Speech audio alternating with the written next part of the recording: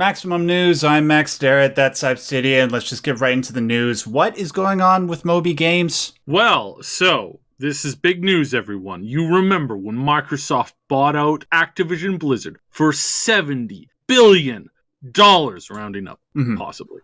Maybe even more. I think it was and like then 78. all these other huge buyouts that we've seen in the last 6 months, it's been going nuts. Microsoft buying Bethesda, Tencent buying everything they can get their hands on. Sony buying Bungie. Embracer Group. Yeah, it's just going nuts. And now we have entered the fray with this amazing Atari Games buying out MobyGames for 1.2 trillion? billion. Oh, sorry, not billion. Million. Oh, million. Okay. So actually, right. I might have oversold this just a little bit. This is like, you were selling it like frickin' Sony bought Konami or something. That's turns out this is literally like I'm looking at this. I'm trying to get these numbers right. This is the same price that it costs Microsoft to do a coffee run for their employees. Okay, alrighty. So yeah, Microsoft bought MobyGames for some pocket change. I didn't know that coffee was that expensive in Seattle. I think you get more money from winning America's Got Talent. Like, good lord. Okay, so this is a little weird. This is a little weird that Activision is bought out. Atari. Atari has bought out MobyGames for $1.5 million. That seems weird and not very impressive or newsworthy at all. It's funny because Nintendo Life, the website, reporting on this goes, what's the angle here? Right? It's because it's like literally this is a very small studio, comparatively to who else is around them, buying out an even smaller, even more almost insignificant company. But what this does show is that this whole thing about like buyouts and mergers and stuff like that, we're only seeing the beginning of it. We're going to see this ramp up over the next few years. So yeah, not a lot to go by here. But what is MobyGames, by the way, for people that are, like, I don't know anything about them. They make little like small games. I mean, even small games is like an understatement. Like Flash games? Or is it a community site? I don't really know. I think it might be a community site. Oh no, it's a database. Oh, okay, that's why I'm confused by this, because it's like this is a database. So yeah, this is very interesting. Yeah, so not necessarily a developer, but they basically house and time capsule games and data. So this is interesting because of that. Also, like, it's a very small purchase. Like, it's a very, very tiny purchase. But what exactly their play is here with this, I don't know. This is we heard the rumor that there were a couple of studios that were looking at buying out like Kotaku and Polygon because they're just deciding that, hey, why struggle with bad press when you can just buy the press and then just have them report on what you want them to report on? That's not corrupt at all, right? Why would you want to buy Kotaku and Polygon? Those places are cancer. I don't know.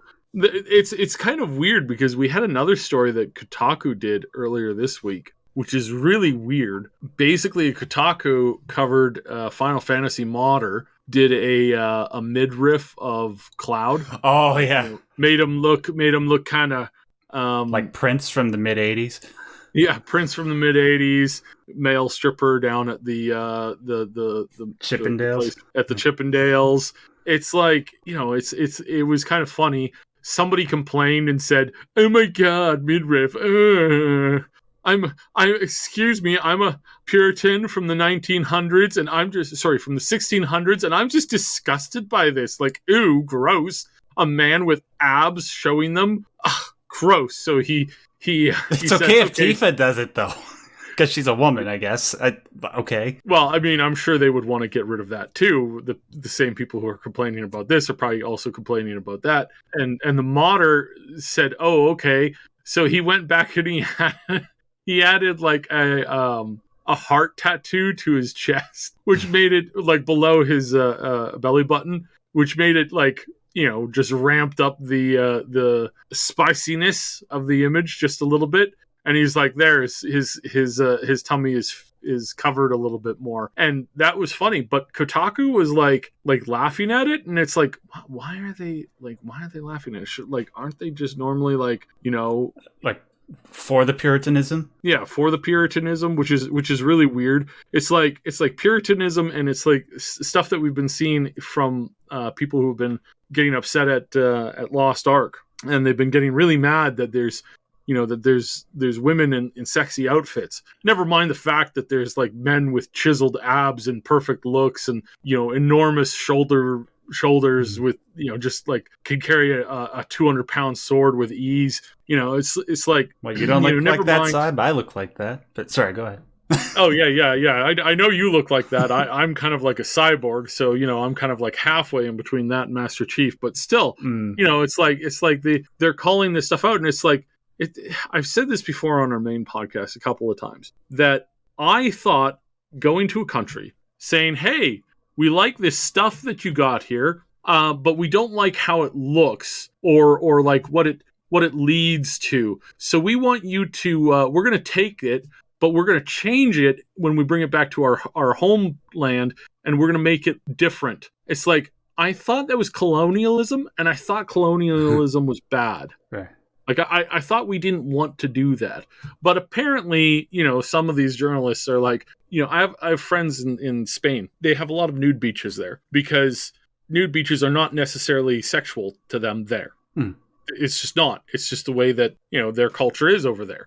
But then they get people that come over, and they either try to abuse it or they shout it down because, oh no, it's terrible. It's like, it's their culture. Leave it to them. Like, seriously, like, stop. You can appreciate it. If you don't like it over here, don't participate in it. But that's also kind of, it's also kind of racist in a way. So I'm so confused by this stuff, and I'm so confused by Kotaku in general. So anyways, a little bit of a segue there, but yeah, Atari buying MobyGames. Interesting. Very, very interesting. Yeah, well, what the heck has Atari really been doing, like, lately? Like, I know they did some games in the last 10 or so years, none of them really which I can name off the top of my head. I suppose maybe it's just because they want to stay in the game. They notice that a whole bunch of gaming companies are buying up assets, and they're like, oh, okay, well, this is probably what's one of the few things that we can manage, and we can maybe squeeze one or two things out of it, so just go for MobyGames. That's the only really thing that I can imagine about this situation that would make them want to do this,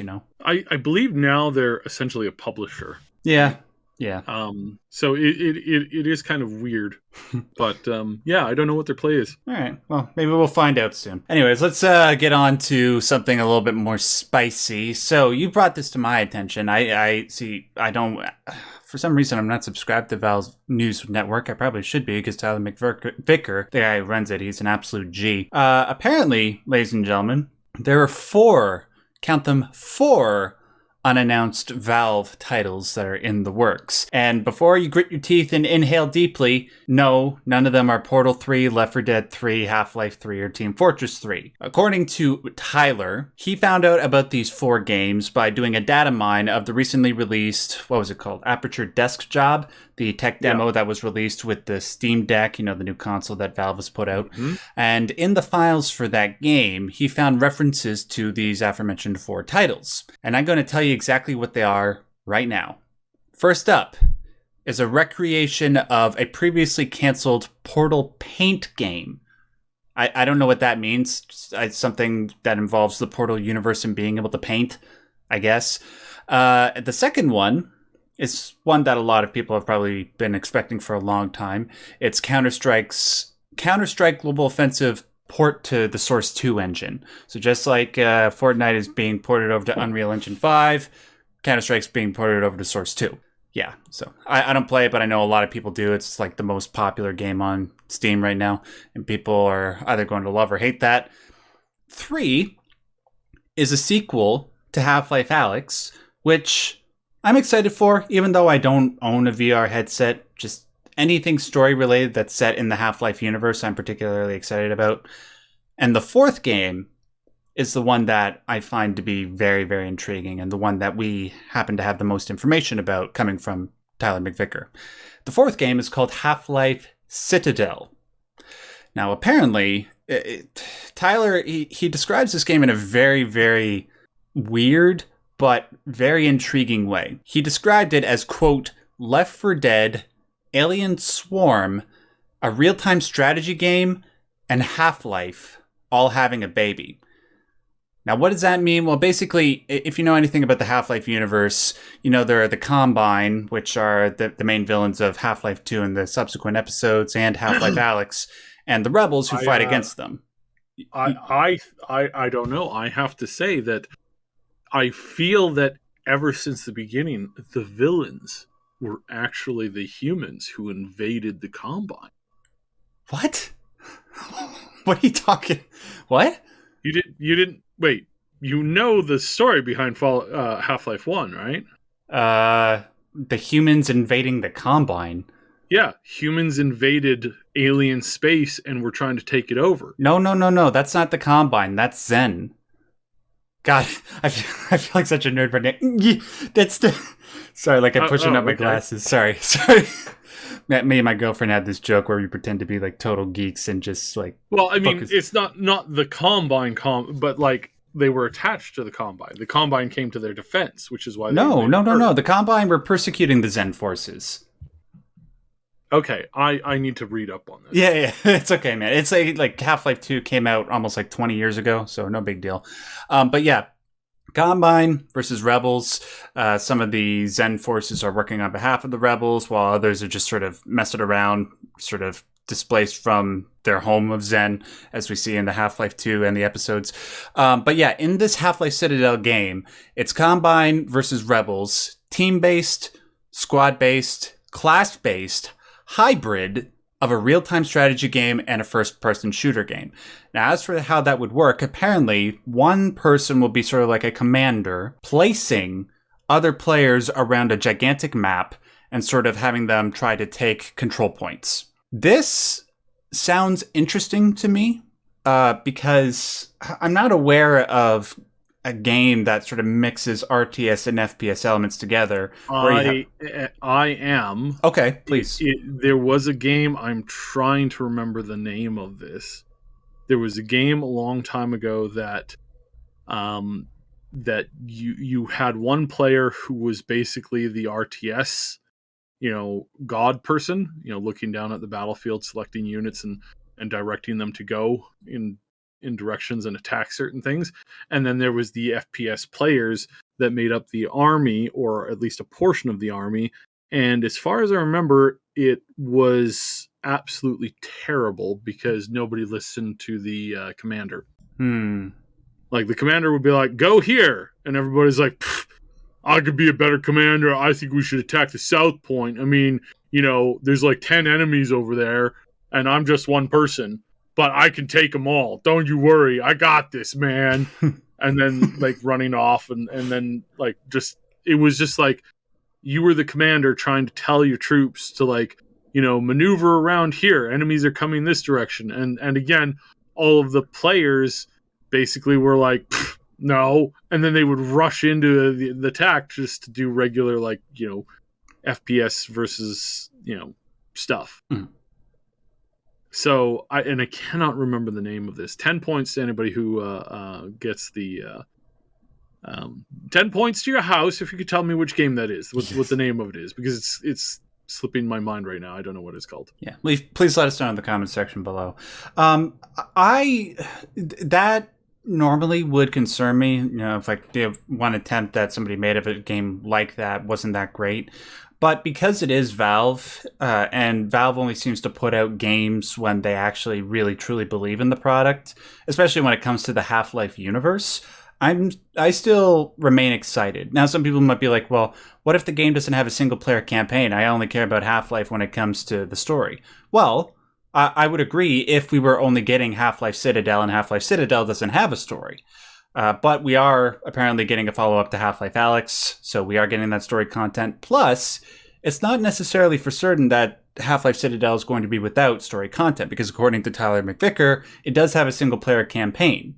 Now, maybe that just means you get to play on your own, and it's just sort of providing a little bit of lore to set up the context of a particular battle. Like maybe the rebels are trying to take the Borealis up in the Arctic or something, and the Combine are trying to secure it or something. Maybe something like that, and not much else. But because we are getting both, I think I'll be satisfied. Now, hopefully, these games are real. Hopefully, we'll be able to get them sometime soon. And hopefully, if they're successful enough, we'll get, I don't know, maybe not Half-Life 3, but maybe Portal 3. Just a third game in any of these legendary franchises from Valve.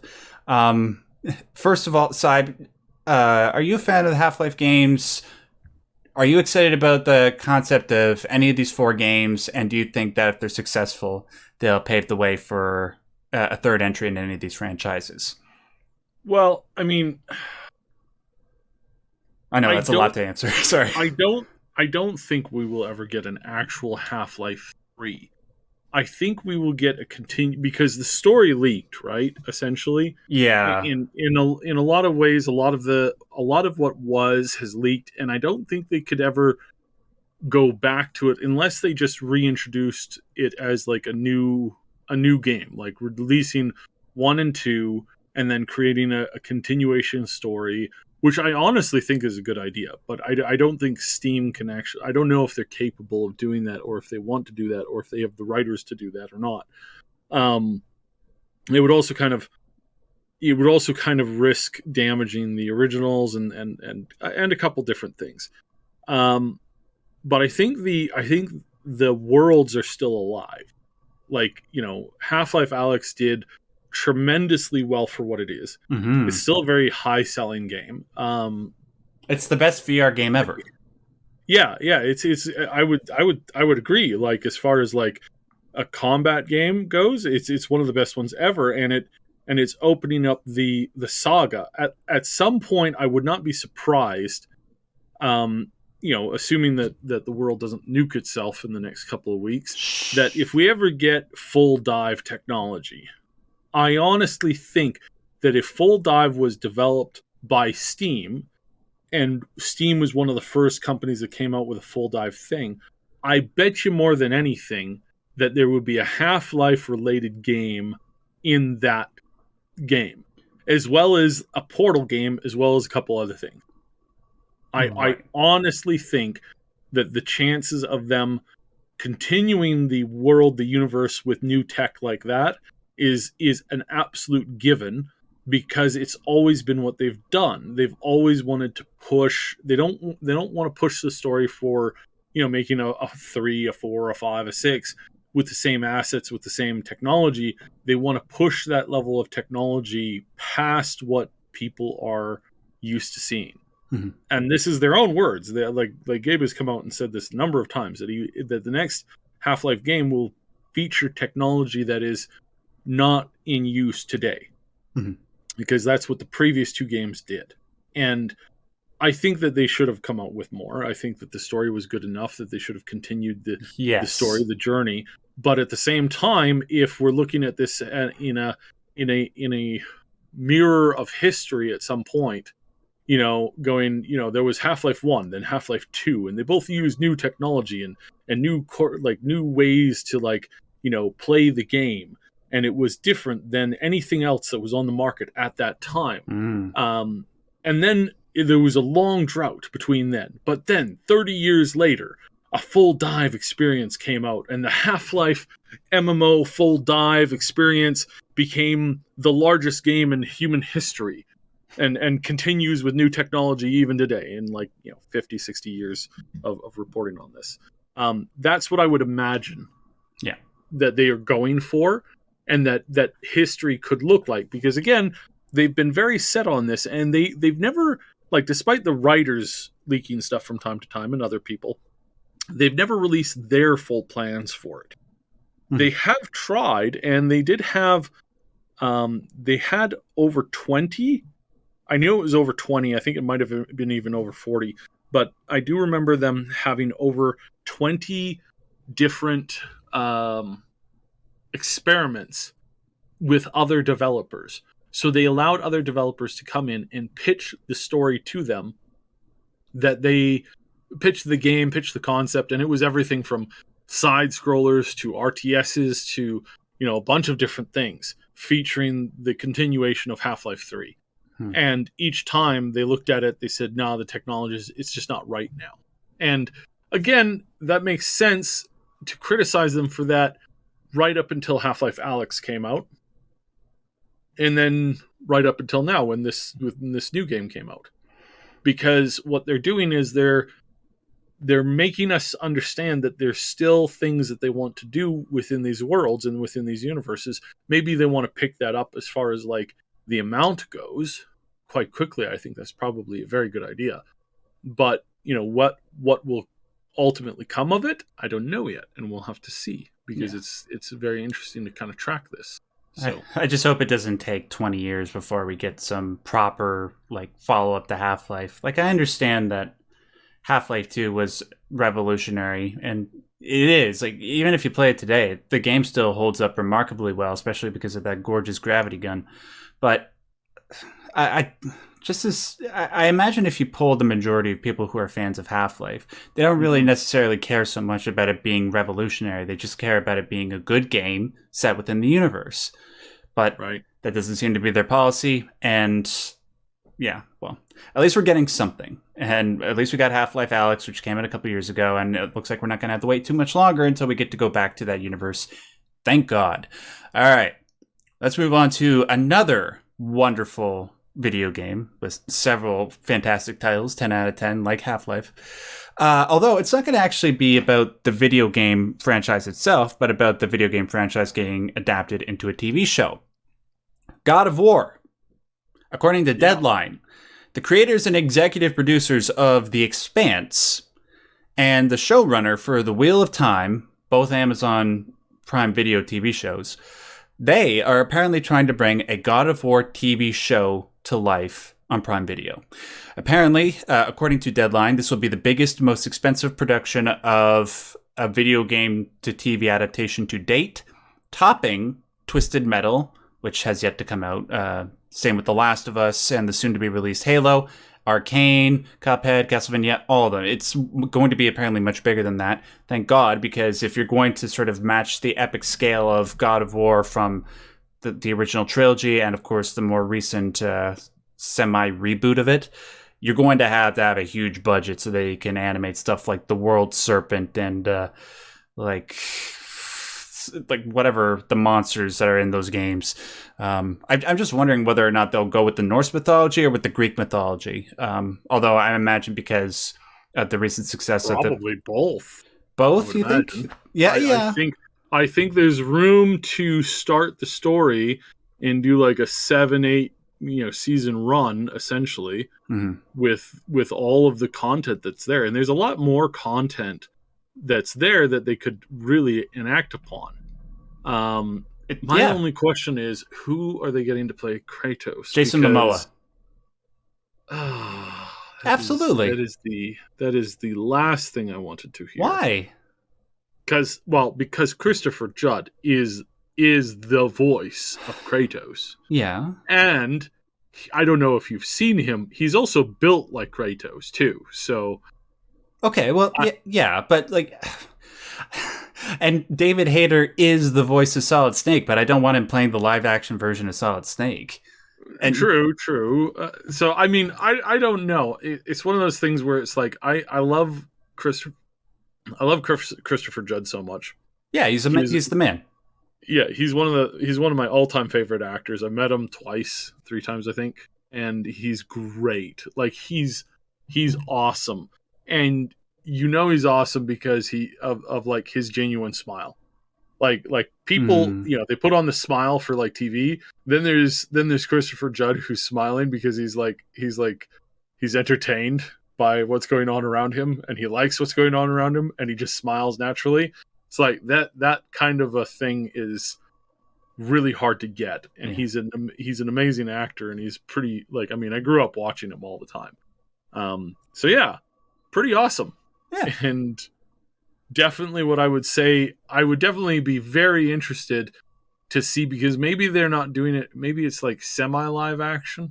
I don't know. That would be kind of weird. Maybe I don't think we're ready for Beowulf the series animation. I don't know if we're quite there yet. That'd be too expensive, man. Although it is Amazon.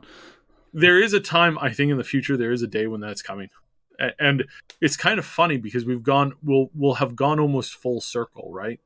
It's like we started with silent films for a very brief amount of time. Then radio became the big thing and reigned for like a really long time as the number one entertainment source. Then television came in, swept it off the feet, movies too, and then, eventually we'll be back to the point where it's the voice that people are going to chase down more than anything. Mm-hmm. So, because they'll be able to make your character look and act exactly as they want to. Mm-hmm. They'll never have to, take retake upon retake upon retake. They'll just capture your likeness and then change your emotions, your looks, and whatever instantaneously with, tons and tons of algorithms. It's kind of a depressing way of looking at the future of movies and entertainment. But what that will do is that will open up the opportunity for people to create tons and tons of content, shows and stuff like that with just a handful of people and a few programs. Like being able to create giant epics that are 10 seasons long with a handful of voices, and that's it. And it's just like a handful of people in a little garage with a bunch of green screens and some mocaps basically doing everything. Yeah. It's like, we'll eventually get there. And when that happens, I mean, that's going to be an interesting time. Can you imagine being able to recreate Humphrey Bogart just in CGI, be able to cross the uncanny valley and then use sort of that voice technology that mixes a whole bunch of old dialogue and then recreates the voice and then just bring them back to life for a movie.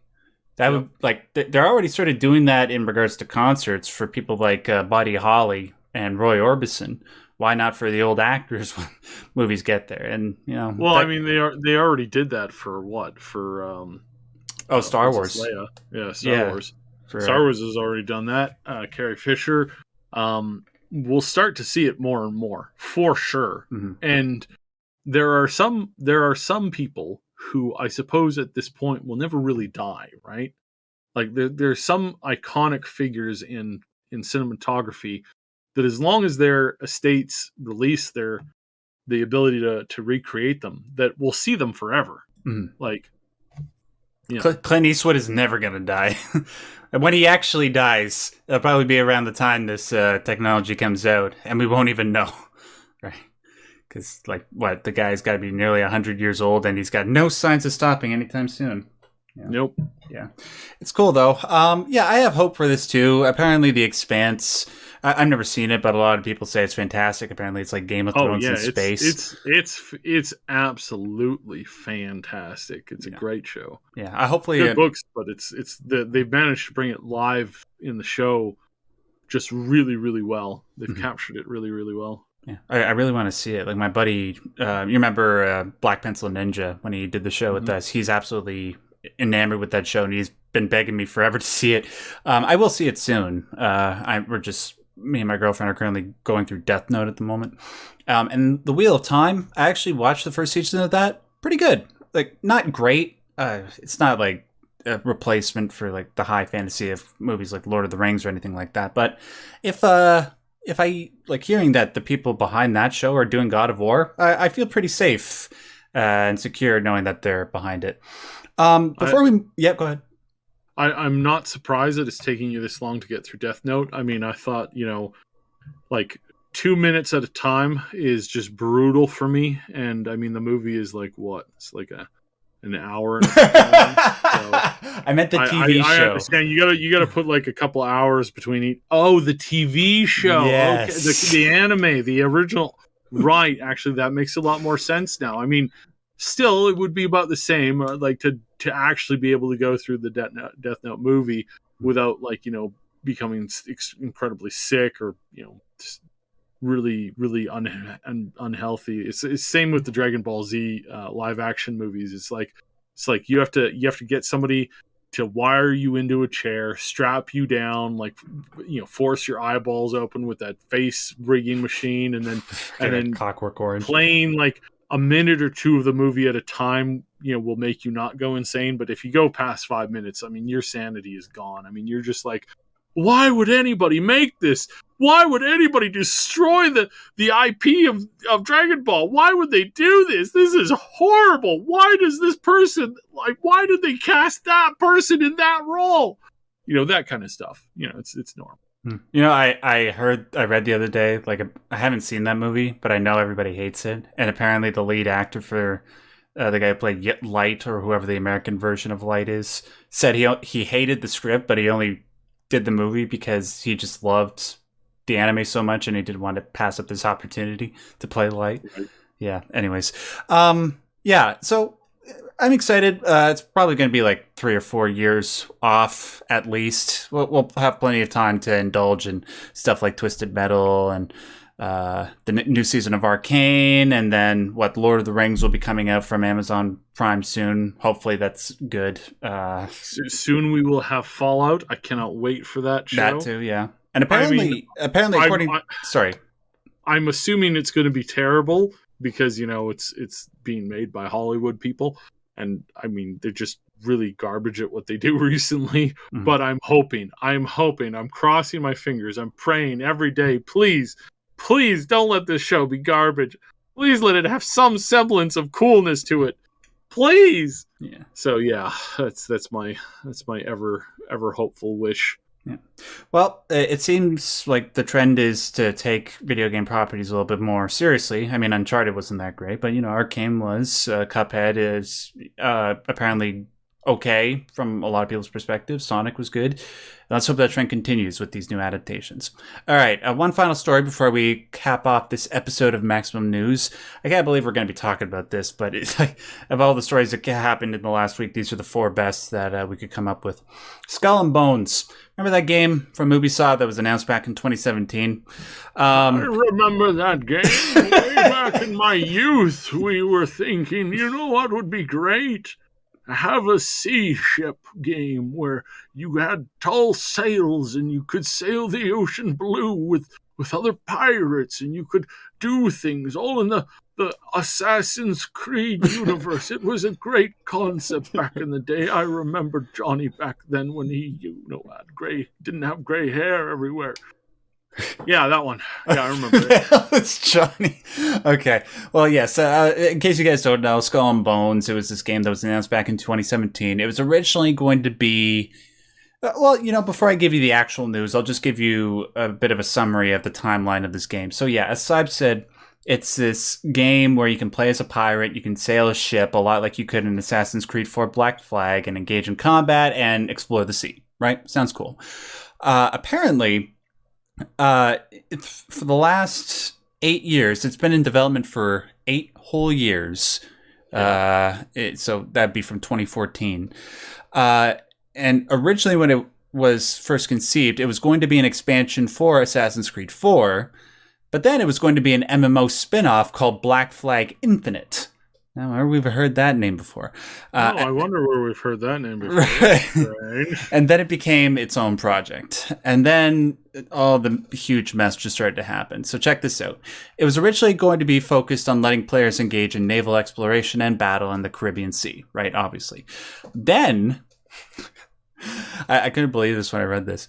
Then its location changed to the fictional, fantastical location of Hyperborea. Where, I don't know, so they can introduce fictional fantasy creatures or something. But then they decided, actually, let's go back to the real world and put it in the Indian Ocean. Yeah. Then it wasn't just going to be naval exploration and battle. They were going to add some land survival elements. So it seems like it's going to become Ubisoft's version of Sea of Thieves. I don't know how the hell they're going to differentiate themselves from Sea of Thieves to make themselves interesting. They'll be kind of our community loved Sea of Thieves for quite a while. A lot of our players in the community really liked doing things. And I gotta say, some of the memes that came out of that game were just like the finest French wine from the Jean-Luc Picard's personal winery. What are they called in French? I should know this because I speak some French. The Chateau de Picard.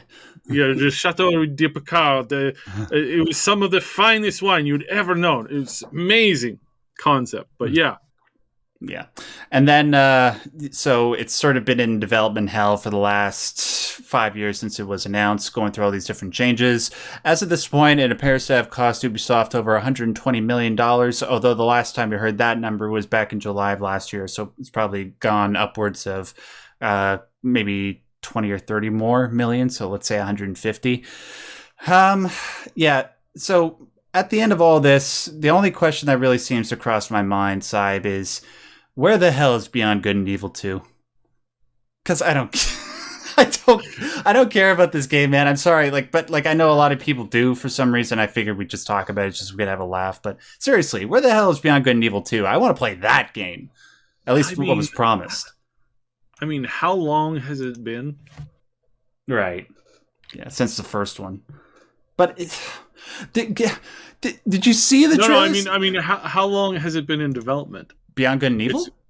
It's been in development since forever. But I mean, there was the announcement sort of around the same time that Skull and Bones got announced, and we actually saw gameplay, lots and lots of gameplay come out of that game. And the promise of that game looked amazing. If Ubisoft could pull off the promise of that game, I would be thoroughly impressed. I would be shocked if they could give me this game where you can travel from planet to planet on your spaceship and do these open world RPG type quests. That sounds so cool, but we haven't heard anything about it. You know what? It just hit me that that's basically the game that Bethesda's working on, right? Starfield? Yeah. Yeah, Starfield is the same concept of being able to go around to other places, other worlds on your ship and discover and experience things. Okay, but let me ask you this, and you probably know more about Starfield than I do. Is it going to allow me the opportunity, sort of like what... Sorry for making this comparison in advance. It's sort of like Star Citizen, where you can hop in your spaceship, take off from one planet, and then fly to the other planet, No Man's Sky style, and then land there. Is that what Starfield is going to allow me to do? We don't know yet. Right, and that's what I want to know. We don't know yet.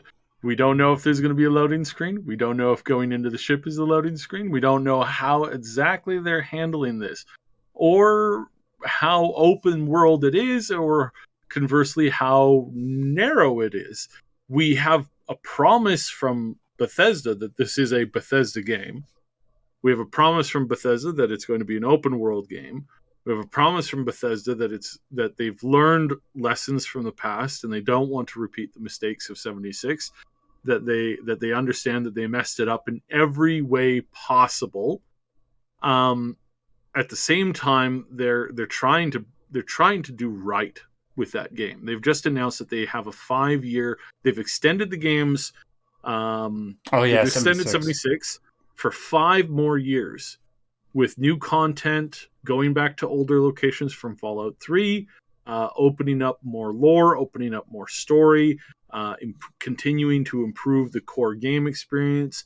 There's been whispers of them upgrading the game's engine even more into what the new engine that Starfield is built on at some point in the future. Wow. There's lots of rumors. How many of them are true? We don't know yet. We don't know how many of those rumors are actually coherently true, because we're dealing with trying to, understand what this game is, and we still don't even know that. We know there's ships, robots, aliens, lots of locations, lots of places to go. But how much of that is going to become coherently good? How much of it is going to, it just works mentality when 16 times the space flight.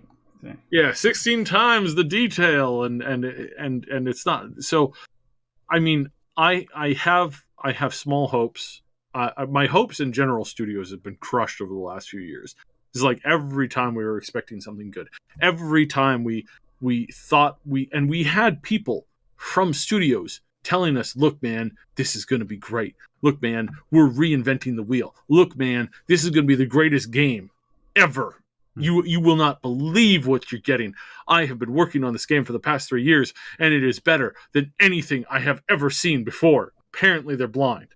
Apparently they have a disability, because what we got was not anything that they promised. They promised things over and over and over and over again. And that's been just super, that's been super obvious from all these studios, is that they promise stuff, and Beyond Good and Evil is a great example of that. And again, the Skull and Bones promised that over and over and over again. And what have we gotten? Nothing. Yeah, just yearly Assassin's Creed and updates to Rainbow Six and a crappy Watch Dogs sequel. Yeah. Yeah.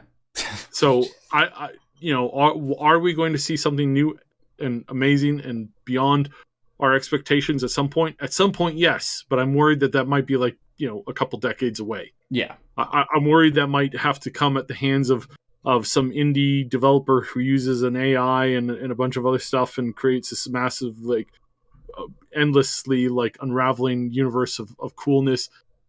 I don't know where we're going to get this stuff from. I doubt it'll be from Ubisoft. Well, I doubt it's going to come from any major studio, to be honest. Yeah. I really doubt that some of the best games out there, and I'm seeing stuff, right? As far as story goes, two of the developers that I follow have just some of the most amazing, gripping story I have ever played in a game of those genres. And they have been doing such a good job. And it's literally 1 to 3 people working in a garage, essentially. And they're coming out with this amazing content. They're coming out with this amazing story. They're coming out with just pure comedy gold, pure strategic genius, that kind of stuff. And then we look at what we're getting from these other companies. We look at what we're getting from these big brand name companies. It's like the final chapter to Shadowlands from World of Warcraft just showed up, and oh my god, I think, I go over my stories. I go over potential story ideas. I talk to developers who are coming up with ideas for stories, for video games, for their works and projects in the works and stuff like that. I was just talking to an amazing developer earlier today. He's been working on a game for 4 years now. It's finally coming, it's finally nearing its conclusion as far as the story that he wanted to create goes. And it's gripping, it's good, it's interesting. Every time I give it to somebody to play, they're like, this is really interesting, this is so cool, it's so funny, there's so much comedy in it, it's so golden. But then, you compare that to the writing, an entire writing team at Activision came up with one of the dumbest story concepts I have ever read about, ever. What are you talking about? I'm talking about the Shadowlands now, the Shadowlands content. Oh, you said EA though. You mean Blizzard? Oh, did I say EA? Yeah, you said EA. Oh, well, them too. I right. know a lot of devs there too. Sorry, yeah, Bethesda. No, sorry. Oh my god, Blizzard. All these companies have such similar names. Blizzard. So Blizzard sits down and these people write this story for ages about the Shadowlands and the jailer, and he's got this he's gonna end all reality, he's gonna rewrite the and the story, the epic story, the conclusion to the giant story is gonna happen. What's the story? Well, think about it. Think back to Warcraft 3 when you played it, Warcraft 2 even, when you finish the fight and you're like, oh yes, but we're not actually the big bad guys. There's an even bigger bad thing coming. And then you play Warcraft 3 and you're like, oh my goodness, there's this big bad guy. And oh no, turns out that he's just a representative of an even bigger bad guy who's coming.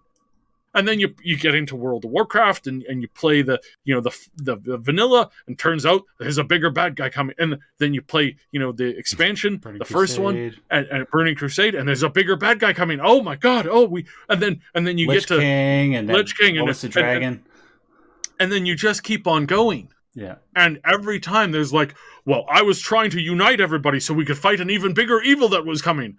And then you beat him, and then he's like, oh no, the bigger evil's coming. And then you're like, oh no, where's this bigger evil? And then the guy steps out, and I'm the bigger evil. And oh no, we beat you down. And well, actually, I was just trying to do right by my people because there's an even bigger bad guy coming. And you're like, oh my God, there's an even bigger bad guy coming. And what happened? What happened this time? It was literally, it was that in word format. The jailer was like, we must unite the cosmos because the cosmos is going to face an even bigger evil than I was. As he powers down and then they take the batteries out of him and he just powers down and he's just an empty robot doll now. Mm. It's like, my goodness. Wasn't he the Thanos ripoff? Yeah, he was the Thanos ripoff. Okay. Yeah. Yeah. I haven't played World of Warcraft. The Thanos ripoff basically at the end was like, oh no, guys, I tried to save the universe by uniting it through my will because we couldn't stand against the evil that's coming. And it's like, wow, you guys thought this was a good story concept? This is literally a meme. You literally wrote the story of a meme in a completely forgettable manner. Holy Toledos. Right. I can't imagine writing, like, I have fever dreams where I wake up in the middle of the night and I'm like, am I writing good stories? Yeah. Am I doing justice to my characters? Is the sacrifice of certain characters, is the story worth it? Is it gripping? Is it going to have an effect on people? Is it going to make them stop and think about the things around them? Maybe people. Maybe like have one of those moments where it's like, I remember reading about the Ents in the Silmarillion. Yeah. And I walked outside and I went for a long walk in the woods because I was so moved by his writing. And that moment has stuck with me for a very long time. And then I look at Warcraft and I look at these people writing it at Activision Blizzard. And I'm like, and then I look at their previous work and it's all the same. Yeah. It's like one Kerrigan after another. It's like they can't write new story because they're just too busy repeating the old stuff. Yeah. And when they're not repeating it, it's like, oh, look, guys, it's Diablo 3. What? Oh, looks like, the girl was kidnapped. Oh, no, she's going to turn evil, just like Sylvanas, just like, the one from before in the StarCraft, just like, all this other stuff that we've written before. Oh, no, what's going to happen? Oh, no. Oh, we did a twist. It's a different story now. It's like, no, you really didn't. It was really obvious. It's really poor writing. Right. What the hell happened to your writers? But they're like the people that produce the EA sports games. They know that there's going to be a certain segment of people that will play these games no matter what. What. Yeah, and they'll just write whatever can get them their paycheck and they can go home and then just, I don't know, drink themselves into unconsciousness because that's just how some of these game companies seem to work. But you know what? I tend to be optimistic about Starfield based on everything that you told me. Plus, I'm in a pretty good mood because there is a big company that recently put out a very, very good game called Elden Ring that you should all go check out. I thought you were going to talk about that other game that Square Enix put out, the one that got 500 concurrent players on Steam. Oh, Babylon's Fall? Don't you diss that? That game's a masterpiece. What are you talking about? Yes, it's a super masterpiece. I mean, I don't know. I mean, Elden Ring's going to have some serious competition this year with them. I mean, like, that is a very good game. I mean, it's just super amazing. And anybody who thinks Elden Ring deserves Game of the Year over Babylon's Fall is out of their mind. Come on, what are you talking about? All right. Well, yeah, so basically the moral of the story is be happy that we have Elden Ring. Be excited for Starfield. And I will guarantee, though, if Starfield allows me the opportunity to go from planet to planet on my spaceship and, like, land and take off like you can in No Man's Sky or Star Citizen, then Elden Ring might actually be surpassed by Starfield as Game of the Year. I'm being slightly facetious, but not really. Anyways, that's it for this episode of Maximum News, ladies and gentlemen. Thank you so much for joining us. Make sure to hit that like button, because when you do, it tells the YouTube algorithm that not only is this I can't talk today. Sorry, guys. Not only is this video worth watching, but all the other videos on this channel are worth watching. So please hit that like button. It's free and it helps us out a lot. Leave us a comment if you have any thoughts or criticisms regarding any of the things that we said today or any of the topics. I want to thank Syb, as always, for his lovely insight and his wonderful impressions. Syb, do you want to tell people about the Triple S League main channel?